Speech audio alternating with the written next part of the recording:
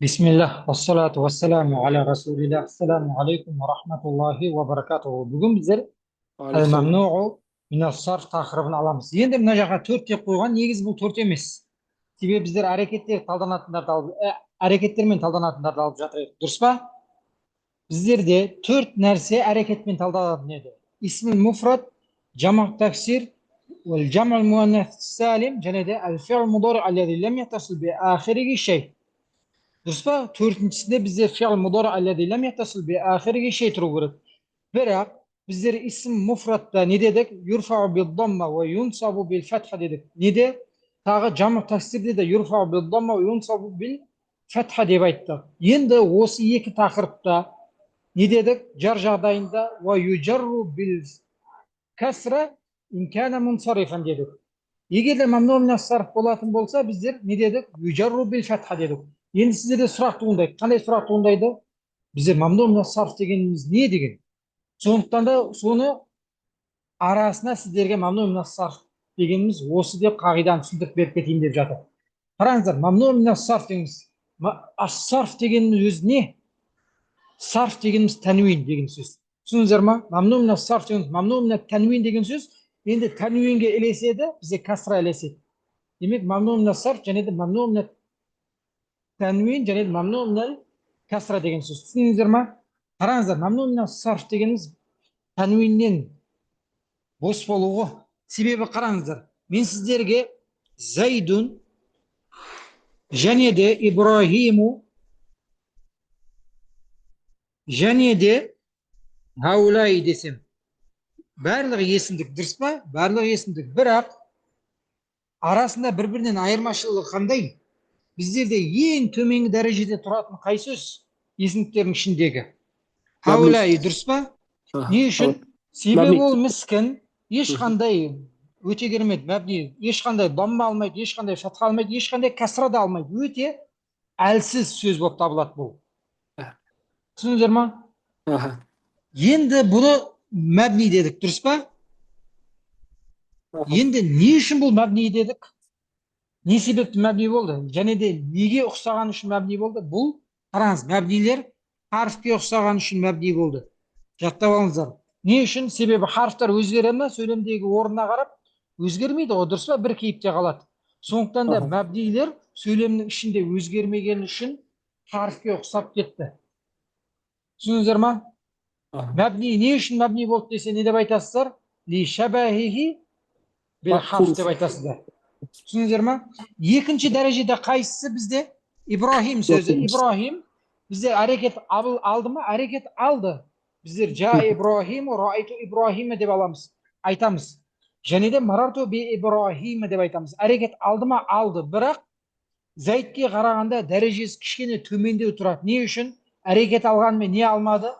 Тәнуин алмады. Тәнуин және де касраны алмады. Біздің бүгінгі өтетін тақырыбымыз осы. Бұл мамнуъ минас-сарф деп аталады. Дұрыс па? Бұл не үшін біріншіден әрекет алмай кетті?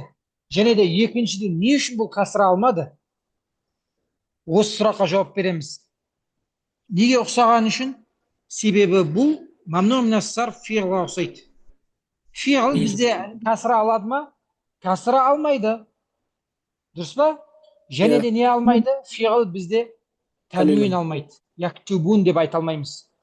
Сондықтан да мамнуъ минас-сарф шабаха әл-фиғла. Фиғлға ұқсады. Зайд бізде не? Бұны муғраб деп атайды. Муғраб.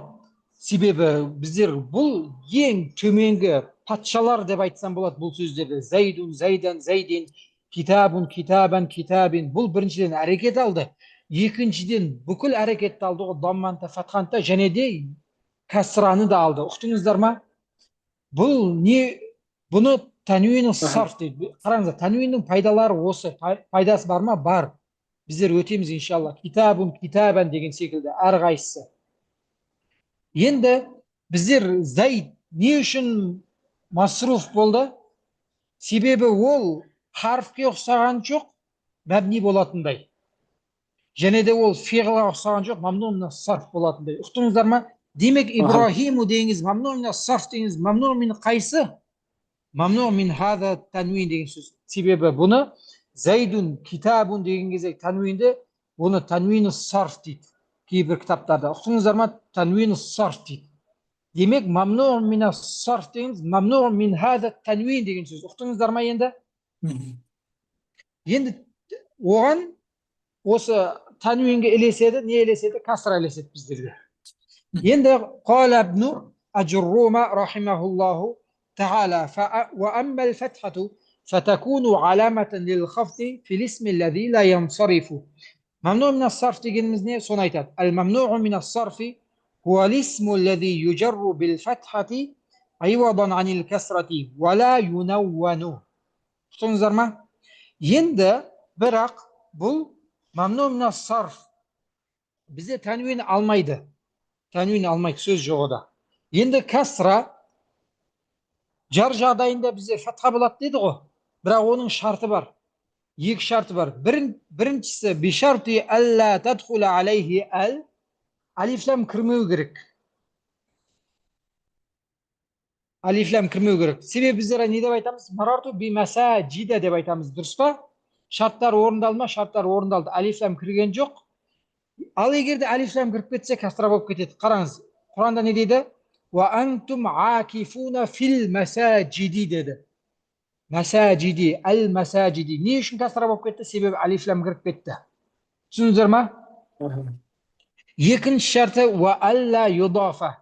Былайша айтқанда мудаф болмау керек. Мудафтың орнында келмеу керек. Қараңыздар. Иза хуитум би тахиятин фахайю би ахсана минха деді. Ахсана деді. Алифлам кірген жоқ, және де идафа болған жоқ. Дұрыс па? Сондықтан да би ахсана деп айтты Құран кәрімде. Ал енді 30-шы парада не дейді? Лақад халақонал инсана фи ахсани тақуимин. Ахсани болып кетті. Не үшін? Себебі идафа болып кетті. Ахсани тақуимин. Ұқтыңыздар ма? Осы екі шарт бар. Қандай шарт бар екен? Алифлам кірмеу керек, және де идафа кірмеу керек. Енді алифлам идафа кіріп кететін болса, біздерде не деп айтамыз? Журра бил касра деп айтамыз. Біздер жоғары кітаптарда аламыз. Енді мысал үшін қараңыздар. Жаа Ибрахиму раайту Ибрахима марату би Ибрахима. Бізде жаа Ибрахиму бұл дұрыс. Ешқандай проблема жоқ. Дұрыс па? Фаил марфу аламат рафи абдама деп талдай береміз. Раайту Ибрахима мафул бихи мансуб аламат насби аль-фатха деп иғрабтай береміз. Бұл қағидаға келіп тұр ма? Келіп тұр. Енді марату би Ибрахима деген кезде біздер қалай талдаймыз? Қараңыздар, былай талдаймыз. Ис би Ибрахима Ибрахима исмун majrurun وعلامة جره الفتحة نيابة عن الكسرة لأنه ممنوع من الصرف. Не үшін екендігін қазір аламыз. للعالمية والعجمة болады. Енді қараңыздар, біздер қағида өтеміз. Қағида өтпестен бұрын негізінен жаттауға ең жеңіл бір кесте бар негізінен. Өте керемет кесте. Оны біздер қазір алатын болсақ кішкене қиындау болады. Сондықтан да біздер тәсхил кітабына барған кезде аламыз. Түсіндіңіздер ме? Біздер қағида күйінде аламыз. Қазір бірінші қағида не дейді? Ал-қағидатул ула күллу ма кана ала уазни мафаил ау мафаил дейді. Енді мафаил немесе мафаил сиғат мунтахал жумуъ деп аталады бұл. Енді қараңыздар, мафаил деген кезде бұл жақта наху ғылымын оқып жатқан кезде наху тұрғысынан түсінеміз. Сарф тұрғысынан емес. Не үшін масаджид деген кезде мим бар деп айтамыз, дұрыс па? Бірақ не обязательно мим болуы. Мысалы үшін ақариб десем, мим бар ма? Мим жоқ қой. Жата ма? Бірақ мафаилге жатады наху тұрғысында. Сарф тұрғысында түсінбейміз, дұрыс па? Жауахир десем, мафаилге жата ма? Жатпайды ма? Жатады. Жатады. Түсініңіздер ма? Айтып жүрмеңіздер де мим қайда деп. Сарфта іздейсіздер мимді. Себебі егерде сарф тұрғысымен қарайтын болсақ, біздер жамақ таксирде әр қайсысына әр уәзін қоятын болсақ, біздерде бір осы сиғат мунтахал жұмуқтың өзінде жүздеген, мыңдаған уәзін шығып кететін еді. Түсіндіңіздер ма? Сондықтан да мафаил дегеніміз күллу жамғи таксирин хумасиин бағда алифи таксирихи харфан أولهما مكسور. جتب alamız. كل جمع تكسير خماسي بعد ألف تكسيره حرفان أولهما مكسور. Misal үшін қараңыздар, masajid неше сөзден құралып тұр? 5 сөзден құралып тұр, дұрыс па? Алиф келіп тұр, үшінші әріп болып. Алифтен кейін неше әріп келген? 2 әріп келген. Күллі жамғи таксирин хумаси. Таксир ма? Таксир. Себебі масжидтікі масажид. 5 әріп пе? 5 әріп болып тұр. Бәді алиф таксириге харфан. Алифтен кейін 2 әріп келіп тұр ма? 2 әріп келіп тұр. Және де 2 әріптің ең алғашқы әрпі не болып тұр? Әрекеті касра болып тұр. Аввалухума максур дейді. Масажид, мағабид, мағбаттың көпше түрі. Біздер таксир ма? Таксир. 5 әріп па? 5 әріп болып тұр. Мағабид деген кезде. Алифтен кейін 2 әріп келіп тұр. Және де ең бірінші әріпіміз бізде касра болып тұр. Ақариб. Бұл да дәл сол секілді. Енді мафаил дегеніміздің уәзіні қандай? Қағидасы қандай? Күллі жамғи таксирин судасиин бa'da алифи таксириhi 3 ахруфин васатуха сакин дейді. Жаттап аламыз. Масабих. Қандай? 6 әріп па? 6 әріп. Алифтен кейін неше әріп кеп тұр? 3 әріп кеп тұр. Және де 3 әріптің ортасындағы әріпіміз не болып тұр? Сүкунды болып тұр. Түсіндік па? Асафир. Асафир деген кезде мим жоқ. Мафаилге жатады ма? Жатады. Жатады. Ахадис жатады ма? Жатады. Жатады. Енді сіздерге сұрақ. Даваб осыған жата ма? Даваб.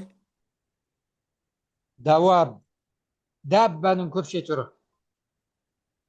Жатады. Не үшін? Қараңыздар. Біздер өйткені өтеміз.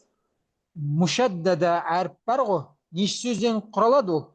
2 сөзден құралады ғой. Даваб дегеніміз асылында дауа бибу ғой. Дауа бибу. Құтыңыздар ма? Жатады ма? Жатады. Сондықтан да адамдар көбінесе осындай сөздерді қателеседі. Сіздер не істейсіздер? Бір кітап бар. Соған барып оқып келесіздер. Муъжамус сауабил луғауи деген. Ол не істеген? Көшеге шығып, адамдар көп сөздер қателеседі. Сол қателескен сөздерді кітапта жинақтаған. Кейбіреулер мамнун мин сарф сөзді масруф сөйлейді. Масруф сөзді мамнун мин сарф қылып сөйлейді. Соның бәрін бір кітапқа жинақтаған. Муъжамус сауабил луғауи. Бұл біріншісі. Не деп аталады екен? Сиғат мунтахал жумуғ деп аталады. Қараңыздар, сиғат мунтахал жумуғ деп аталуының себебі неде? Қараңыздар, себебі біздер кәлп деген сөзді біздер аклүп деп көпше түр жасаймыз.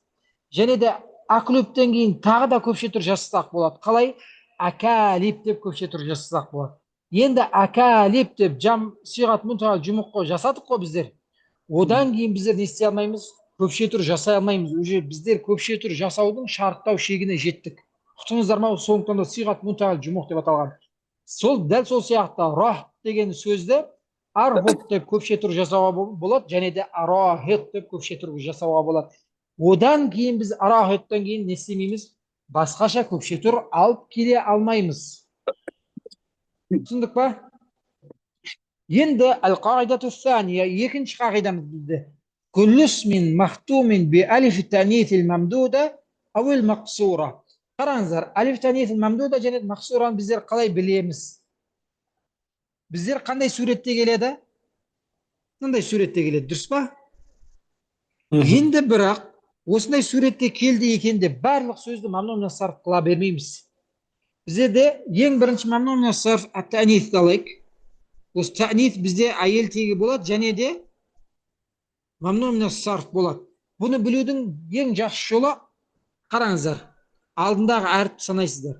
3 әріп немесе одан көп болу керек. Сахра деген кезде неше әріп тұр? Алдында 3 әріп. Сод, және де ха, және де ра әріптері. Дұрыс па? 3 әріп. Енді әрбиға неше әріп? 4 әріп. Түсіндіңіздер ма? Аржа. Бұның барлығы алдындағы әріп санайсыздар. Бұл жекеше түр болса. Демек, қағида қандай? Алиф таниф мамдуда, мамнун мин сарф екендігін қақтан білеміз? Егер де жекеше түр болса сөзіміз, алдындағы әріп санаймыз. Егер де үшеуден көп болса, демек мамнун мин сарф болады. Үшеу болса да мамнун мин сарф болады. Түсіндік па? Бұл муфрат болса. Енді не үшін бұл үшеуден көп болса деп айтып жатырмын? Себебі қараңыздар, сама нешеу келіп тұр бұның алдында? Екеу ма? Төртеу. Екеуі ғана келіп тұр ғой, сама деген син және де мим ғана әріптері келіп тұр. Бұл мамнун сарф бола ма екен? Демек Бола алмайды. бола алмайды. Самаун, самаан деп айтамыз, самаин деп. Ұқтыңыздар ма? Оны қаяқтан білеміз асылы қандай екендігін? Етістігіне қайтасыздар. Сама, есму, сама мынандай болады. Есму. Демек, сіздер наху ғалымдарының құзырында болсаңыздар, не деп айтасыздар? Сама ясму, сама дейміз. Енді сіздер айтасыздар, біздер мына алифтің асылы вау екенін біздер білдік. Вау қайда кетіп қалды? Мынау хамза қайдан келді деген сұрақ туындайды. Дұрыс па? Демек, мынау хамза қайдан келген екен? Ваудан келген ғой. Вау бізге хамзаға айналып кеткен. Бұл мамнун сарф болма, мамнун сарф болмайды бұл. Самаун, самаан деп айтамыз. Дәл сол сияқты қараңыздар, бина неше әріп келген алдында? Екі әріп келген. Біздер қайдан білеміз оныкі? Бана ябни. Бана ябни. Етістігіне қайтасыздар. Енді сіздерде сұрақ туындайды. Бина деген кезде мына хамза қайдан келді? Мына яй қайда кетіп қалды деген. Дұрыс па? Демек, асылы бұл бинай болған. Сөйтіп, яй бізде хамза ауысып кеткен. Мынада самау болған. Вау хамза айналып кеткен. Бұл мамнун сарф бола ма? Болмайды. Бұл екіншісі. Бұл не деп аталады? Мунқалиба. Мунқалиба ан вау ау яй дейді. Бұл масруф болады. Ешқандай мамнун сарф болмайды. Үшіншісі қараңыздар. Үшіншісі бізде мысал үшін дүя десем. Мамнун сарф бола ма? Болмайды. Не істейсіздер? Жекеше түріне қайтасыздар. Мысал үшін жекеше түріне мұштақ қаттарына қайтасыздар. Дау ун деген кезде хамза бар ма? Бар. Хамза бар. Демек мынау хамза не екен? Асылы. Асылы ғой өзінің. Түсіндіңіздер ма? Дәл сол сияқты инша десем. Мынау аншаа, юншиу, инша десем не болады екен? Ол аслия екен. Ұқтыңыздар ма? Бұл масруф болады. Бұл масруф болады. Мамнун сарф болмайды. Демек, қайдан білеміз? Үш түрі бар екен мына көріністің. Біріншісі тәнис, осы бізде әйел тегін білдіреді, және де ол не болады? Мамнун сарф болады. Екіншісі мунқалиба ан вау немесе яй. Оны қаяқтан білеміз? Алдында екі қарып келеді. Етістігіне қайту арқылы білеміз. Үшіншісі бізде аслия деп аталады. Мынау аслия деп аталады. Бұл ешқандай еш жақтан айналып келмеген өзінің асыл сөзі. Бұл масруф болады. Түсіндіңіздер ма? Мынау жекеше түрде. Енді қараңыздар, мен жекеше түрін айттым. Егер де жамақ болса қалай білеміз? Мысалы үшін қараңыздар. Алимнің көпше түрі қандай? Улама. Улама. Құранда мен шуфаға дейді. Дұрыс па? Шуфаға. Жекеше түріне қайтасыздар. Алимнің жекеше түрі, уламаның жекеше түрі алим. Дұрыс па? Енді сұрақ қоясыздар. Алим деген кезде хамза бар ма? Жоқ. Демек, мынау мамнун сарф деген сөз. Демек, сырттан келген ол. Ол заида болады, дұрыс. Бірақ ол ләзиме болады. Қараңыздар, мамнун сарф осы алиф таниф мамдудада ол заида болады. Бірақ алып тастауға болады деген сөз емес ол. Түсіндіңіздер ма? Ол әйел тегін білдіріп тұрған ол не? Ол ләзиме, ол керек нәрсе ол. Түсіндік ба? Бірақ әйел тегі дегенде тек қана әйелдер жасалмайды. Алим деген әйел емес қой, дұрыс па? Түсіндік па? Алиф таниф деген кезде тек қана әйелдер емес, еркектер де жасала береді. Шуфаға деген кезде қараймыз. Жекеше түрі қандай? Шафи, дұрыс па? Шафи деген кезде хамза бар ма? Жоқ. Уау бар ма? Яй бар ма? Жоқ. Мүмкін уау мен яйдан ауысып келген болуы мүмкін. Уауда яйда жоқ. Демек ол не? Мамнун сарф болады деген сөз. Түсіндік па? Оп-оңай. Осы ғана біздер. Алиф таниф мамдуда хамра, сафра, хадра, хасна, сахра, захра, арджа, бұның бәрінде белгісі қандай екен? Үш әріптен асып тұр ма? Үш әріптен асып тұр барлығында. Енді алиф таниф мамдуда, мамдудантта дәл солай білесіздер. Алдында үш әріппен көп болу керек. Қараңыздар. Мынандай көріністе немесе алиф көріністе болады мынандай. Алиф таниф мамдуда. Мысал үшін дауа десем, жата ма? Жатады. Алдында неше әріп келіп тұр? Үш әріп келіп тұр. Үш әріптен көп болса жатады. Хубла үш әріп. Түсіндіңіздер ма? Не үшін бұлай үш әріп деп жатырмын? Фәтән десем жатады ма?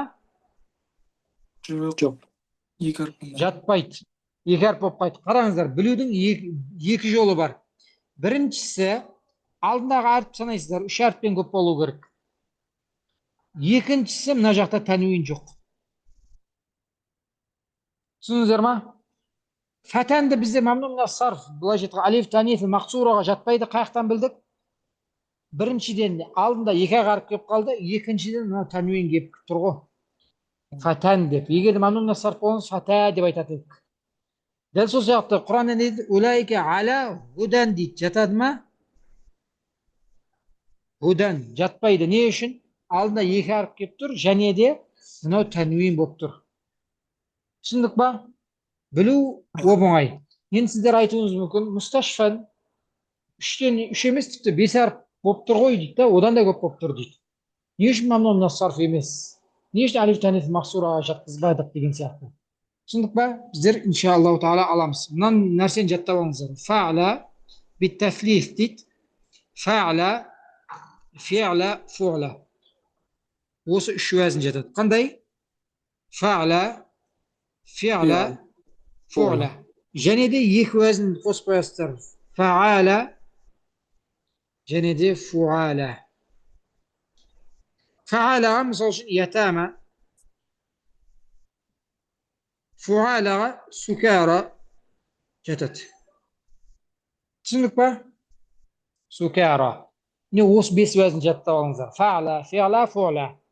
Біздер айтамыз фа'ла, фи'ла, фу'лаға, мысал үшін фа'лаға дауа, фу'лаға хубла, фи'лаға зикра жатады.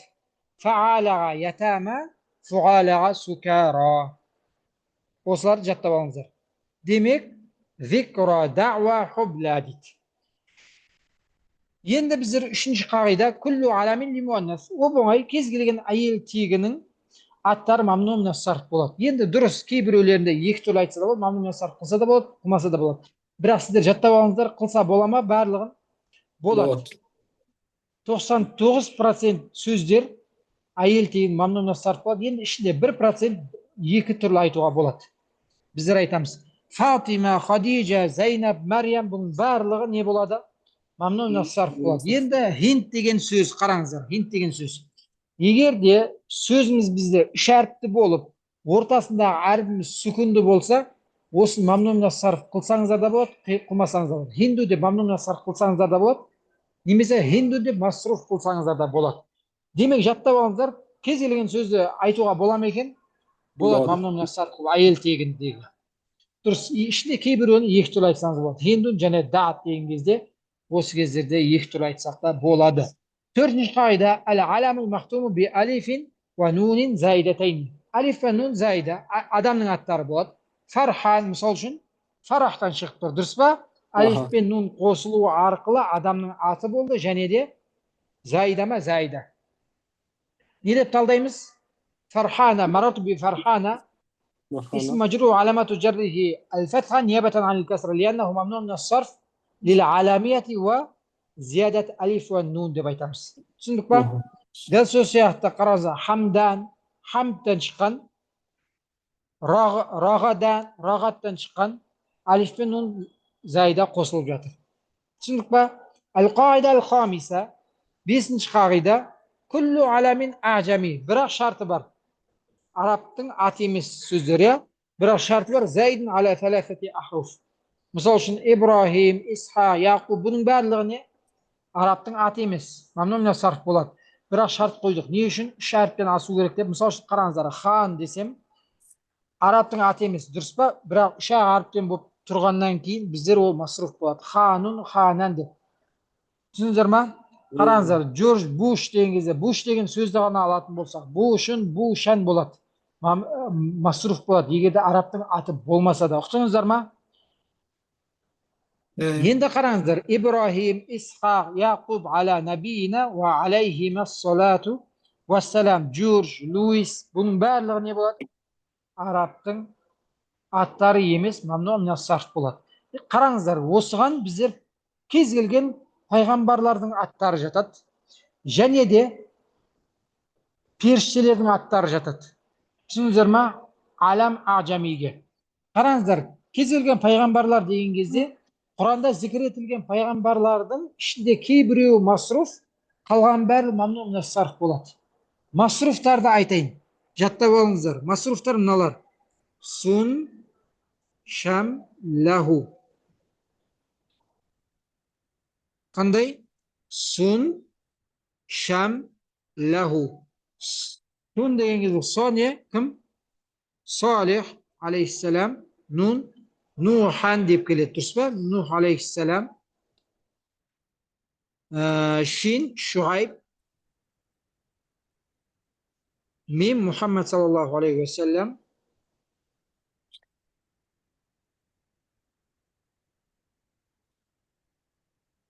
Лам, Лут болады. Ха, Лут болады. Міне осылар бізде масруф болады. Сун, шам, лаху. Салих, Нун, Нух, Шин, Шуайб. Мим, Мухаммад саллаллаху алейхи вассалам. Лам, Лут. Ха, бізде Худ болады. Қалған бар мамну минас сарф. Түсіндік па? Al-Qaida Sadisa келетін болса, күллу аламин жаа ала уазнил фи'л. Етістіктің уәзінде келген адам аттар жатады. Біздерде Ахмад, Язид, Яшкуру және де Тағриб. Бұл қалай жаттасақ болады?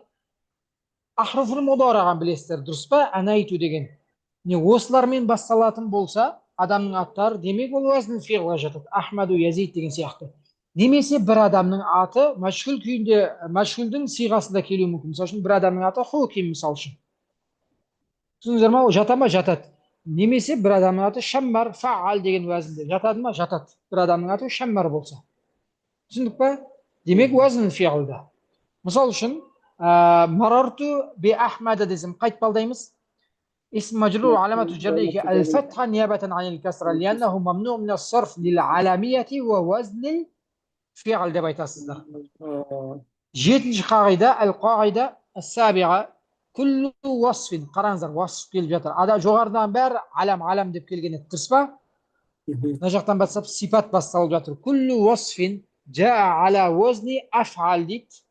Немесе ала уазни фиғл десеңіздер де болады. Бірақ бұл бастапқы кітап болғаннан кейін ала уазни афал деп кете береді. Сауан кана исма тафдил ам сифатан мушаббаха. Қараңыздар, афал деген уазінде екі түрлі нәрсе келеді. Исм тафдил келуі мүмкін, немесе сифа мушаббаха болуы мүмкін. Екеуін қалай ажыратамыз? Қараңыздар, бірінші қатарда біз исм тафдил, екінші қатарда сифа мушаббаха біледі. Сифа мушаббаханы айтады. Қараңыздар, исм тафдил оп-оңай ажырату. Дұрыс па? Бір нәрседен екінші нәрсені салыстыру. Ол жақсы болса да, ол жаман болса да. Мысалы үшін аджмалу, ахсану деген жақсы нәрселер, бұл исм тафдилге жатады ма? Жатады. Енді ақбаху десем жатады ма? Ол жатады, ол жаман нәрсе болса да. Түсіндіңіздер ма? Осы нәрсе ақбаху мен, атвалу мен, ахсану мен, аджмалу мен, ақрабу мен, абаду мен деген секілді. Түсіндіңіздер, бұлар исм тафдил болады. Енді сифа мушаббаха. Сифа мушаббаханы қаяқтан білеміз? Сифа мушаббахада үш нәрсе болады, жаттап алыңыздар. Зат, және де маънан және де субут болады. Зат, маъна, субут. Бір зат болады, және де ода бір мағына болады. Және де ол субут болады. Былайша айтқанда ла туфарриқуху деген сөз. Мысал үшін бір адамды сипатта десе, не деп айтасыздар сіздер? Джамил, қабих, тауил, қасир деп айтасыздар. Заки. Бұның барлығы не болады? Сифа мушаббаха болады. Зат болады, мағына болады, және де субут. Көбіне ол тұрақты болады. Жаттап алыңыздар. Мысал үшін а'раж, ахмар, ад'аж, ахвар. Бұның бәрі адамға қатысты сипаттар. Және де ол тұрақты болатын дүниелер. Түсіндіңіздер ма? Осыны бізде сифат мушаббаха деп айтамыз. Endi al-qoida as-samina 8-qoidaga kelетін болсақ. Kullu wasfin jaa ala wazni fa'lan. Jaa ala wazni fa'lan deb aytsak bo'ladi. Немесе kullu wasfin bi ziyada alif va nun deb aytsak bo'ladi. Biroq birinchi kitob bo'lgandan keyin darajadagi ne deb aytamiz? Ala wazni fa'lan deb aytib ketamiz. Biroq sharti bor. Qanday? Ayel tegisi fa'la bo'lu kerak. Atshan ayel tegisi atsha bo'ladi. Jav'an jav'a, shab'an shab'a, rayyan rayya, g'adban g'adba. Ayel tegisi osonday bo'ladi. Endi durust bir tillarda bor. Shab'an degan shab'ana deydi. Jav'an jav'ana deb aytadi. Tamam qo'shib aytadi. Biroq u emas, bizlarga sharti ne bo'lu kerak? Fa'la bo'lu kerak ayel tegisi. Rayyan rayya, g'adban g'adba degan şekilde. Tushundikmi? Endi qarangizlar, bizde oslar ishinde bir narsalar qolib ketgan. Durust. Ол kitapta aytılgan. Бұл жерде PDF-те бізде 8 қағиданы ғана айтқан, бірақ кітапта екеуін қосқан. 9 бен 10 бар. Енді 9-шы қағидаға келетін болса, ал-қағида тасиға бізде ан якуна аламан мағдулан би ан якуна ала вазни фуал. Мысалы үшін аділ дегеніміз осы. Мысалы үшін Омар асылында Амир болған дейді, сосын ол Омар болып өзгертілген дейді. Осыны аділ дейді. Зуфар асылында зафир болған, сосын зуфар болып өзгертілген дейді. Дәл сол сияқты зухал дегеніңіз асылында захил болған, сөйтіп ол зухал болып өзгертілген дейді. Дәл сол сияқты суал деген кезде де фаил деп айтады. Бұл 9-шы қағида. Енді 10-шы қағидаға келетін болсақ, ал-аламул мураккабу таркиба масджин, бірақ қағидасы бар. Таркиб масджи. Таркиб масджи дегеніміз екі сөз бір-біріне кіріп кетуді айтады. Мысалы үшін бa'лабак, хадрамаут. Асында хадрамаут, дұрыс па? Екі сөз бір-біріне бірігіп, бір сөз болып қалған. Осыны бізде мураккабун масджи дейді. Бірақ шарты бар. Соңы уайх болмау керек. Соңы уайх болмау керек. Егер де соңы уайх болатын болса, ол мәбни болып кетеді. Мысалы үшін сиба уайхи асылында сиба, сосын уайх екеуі қосылып бір сөз болып қалды. Дұрыс, бұл мураккаб масджи, бірақ бұл жақта ол мәбни болып талданып кетеді. Кейбір сөздер бар, санаул ғана сиба уайхи, хала уайхи, нифта уайхи деген кейбір сөздер ғана бар, санаул ғана ол. Демек, біздер мураккаб масджиге бa'лабак, хадрамаут, Бурсаид, Нью-Йорк, мысалы үшін Нью деген жаңа, Йорк деміз қала ғой, дұрыс па? Екі сөз бір-біріне қосылып не болды? Бір сөз болып қалды. Табарстан, Рама, Хурмуз, Әс-Салахдар, Әл-Хазиндар, Әл-Бундуқдар деген бұның барлығы мураккабун масджи болады. Жаттығуға өшеміз. Жаттығуға не дейді? بين الممنوع من الصرف في الجمل الآتية مع إعرابه دي. إعراب دايمز جاني دي. قول نيش ممنوع من الصرف كندقن بيان دايمز. قرانزا صلى زيد في مساجد كثيرة بولما كثيرتين. كثيرة بولات. قرانزا مساجد ممنوع من الصرف بولات. درس با؟ ممنوع من الصرف بولونا سبب نيه؟ في وزن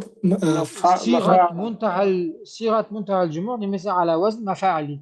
قال تلمس اسم مجرور وعلامة جره الفتحة نيابة عن الكسرة لأنه ممنوع من الصرف. ممنوع من الصرف لأنه صيغة منتهى الجموع. قال تعالى وإذا حييتم بتحية فحيوا بأحسن منها أو ردوها. قرانزر بأحسن إذا طلعت اسم مجرور وعلامة جره الفتحة نيابة عن الكسرة لأنه ممنوع من الصرف للوصفية ووزن الفعل دابا عيطو مزكريك برا جوغر كتاب غالدريك بو كتاب تاني ديغن للوصفية ووزن أفعال دابا عيطات شنو زرما إذا أحسنت إلى خديجة وأحمد وعثمان وزينب. خديجة نيشن عالم لمؤنث. عالم لمؤنث. أدم هذا أيلتيجا. أحمد وزني Алам ва вазн. Қараңыздар, аламды қосыңыздар. Вазн фиғл тек қана علم الوزن алам вазн фиғл екі нәрсені жинақтау керек. Біздер айтамыз. Осман біріншіден алам және де зиядат алиф ва нун. زين Түсіндіңіздер ма? Хамдан сияқты ғой. Зайнаб علم علم منصب алам лимуаннас. Өте керемет. علم عطفت على أطفال مساكين. مساكين إعراب ne? مسكنة مس- آه، صفة مجرور نعت صفات بود. Өте керемет. نعت لأطفال ونعت المجرور مجرور وعلامة جره الفتحة نيابة عن الكسر لأنه معمول من الصرف ممنوع من لأنه على الصرف وزن لأنه مفاعل. على وزن مفاعل مثل صيغة منتهى الجموع. Bizler aytamiz inşallah tavabetler özünün aldığına elese. Tavabetler neşiyor bize? Dörtü. Türtü يتبع في الإعراب الأسماء الأول نعت وتوكيد وعطف وبدل. وصل نعت توكيد عطف جنده بدل. وصل türtü bize de elesiyede. قدمت الطعام إلى رجل جوعان. جوعان bize ne? نعت وصفة نعت وصف وتجرمت. نعت لرجل ونعت المجرور مجرور وعلامة جره الفتحة نيابة عن نيابة عن الكسر لأنه معمول من الصرف ممنوع من لوصفة الصرف وزيادة ألف النون. للوصفية وزيادة ألف والنون وتجربة يجي صايتو مزجرب. бірақ бұл кітапта не деген? Ала уазни фа'лан деген ғой. Васыфта. Ал алиф ва нун зайданы неде айтқан? Аламда айтқан. Осман деген секілді. Марату би Яқуба ва Асада ва Фатимата ва Суада дейді. Яқуба не үшін? يعقوب معمول لعالمية Алам ва Уджма дейді. Уджма деген не? Арабтың аты емес деген сөз ғой. Алам және де Уджма. Асада علم و صدمة وزن الفعل والثاني وزن الفعل جزء وزن الفعل قنزر ما أسعد فاطمة فاطمة عالمية علم والتأنيث وتجرمت سعاد عالمية وتأنيث. هذه صحراء واسعة. صحراء عندما يترمز صحراء وبلد. سنك بقى صحراء نيشن خبر مرفوع على مطرف الضمة وهو ممنوع من الصرف لأنه ممنوع من الصرف لألف بألف والتاء نسبة جق. ندي بتايمز بنا دوس ألف التانيث برا مخصورة ما ممدودة ما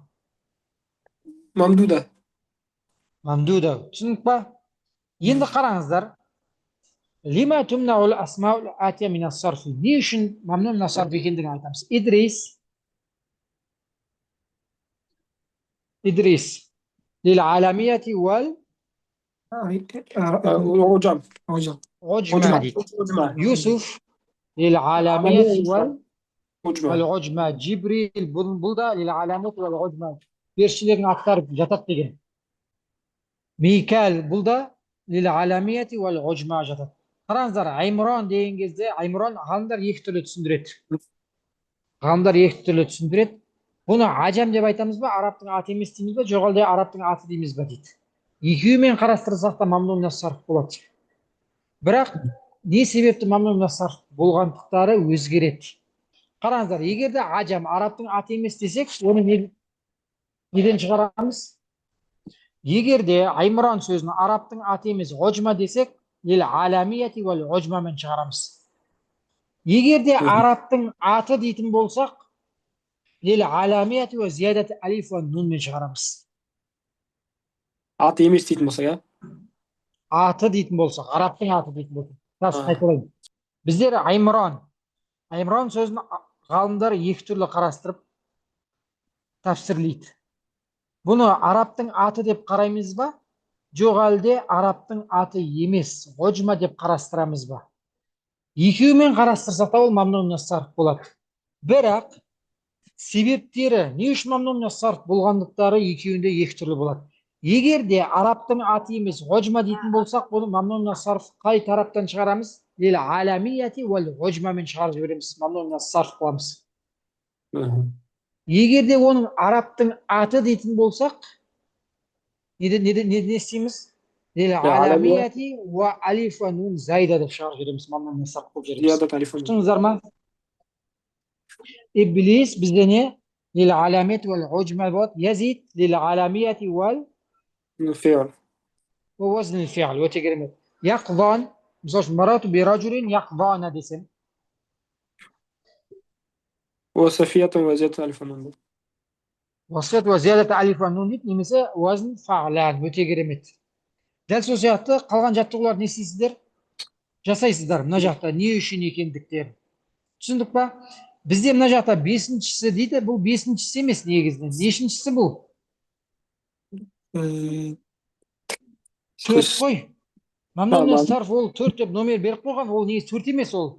Просто жоғарыдағы нәрсені түсіндіріп кетіп жатыр. Бізде төрт нәрсе әрекеттермен талданатын еді. Исм муфрат, жамъ таксир, жамъ муаннас салим және де аль-фи'л мудари аллази лам яттасил би ахирихи шей. Осы бізде төртіншісі. Түсіндік па? Соңына ештеңе жалғанбаса, мысал үшін яджлису зайдун, яджлису фи'л мудари марфуун ва аламат рафи'i ad-дамма деп талдаймыз, дұрыс па? Яктубу немесе лан яджлиса десек, мансубун ва аламат насбихи фи'л мудари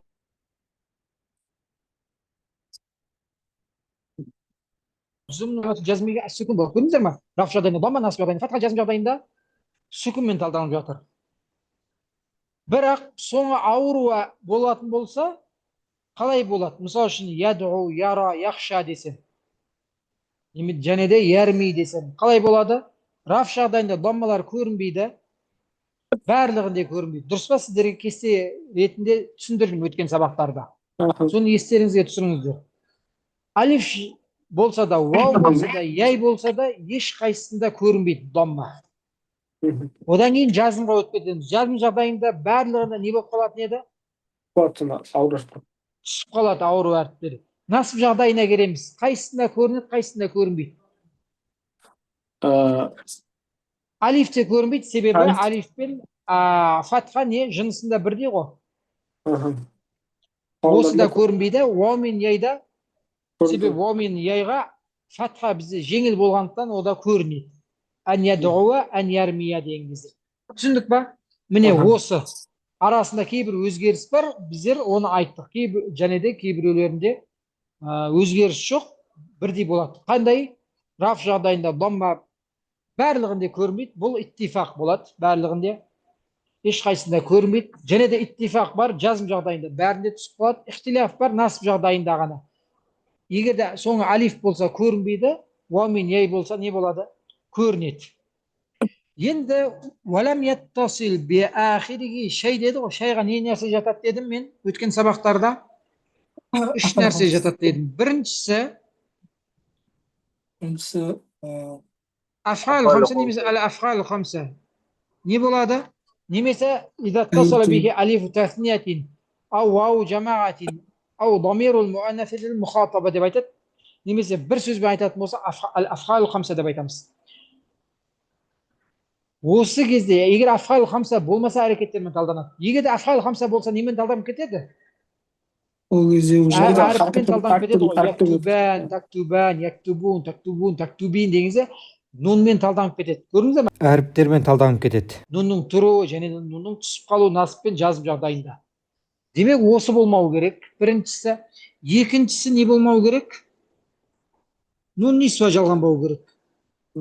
Яктубна десем не болып кетеді? Жетістігіміз мәбни болып кетеді. Және де үшіншісі не болмау керек? Нун таукид жалған болу керек. Бұл жағдайда да не болып кетеді? Мәбни болып кетеді. Демек бізде осы. Юрфау бил-дамма ва юнсабу бил-фатха ва юджзаму бис-сукун. Яджлису зайдун, лан яджлиса зайдун, лам яджлис деген сияқты. Васаяти тафсилуху фи иғрабил аф'ал.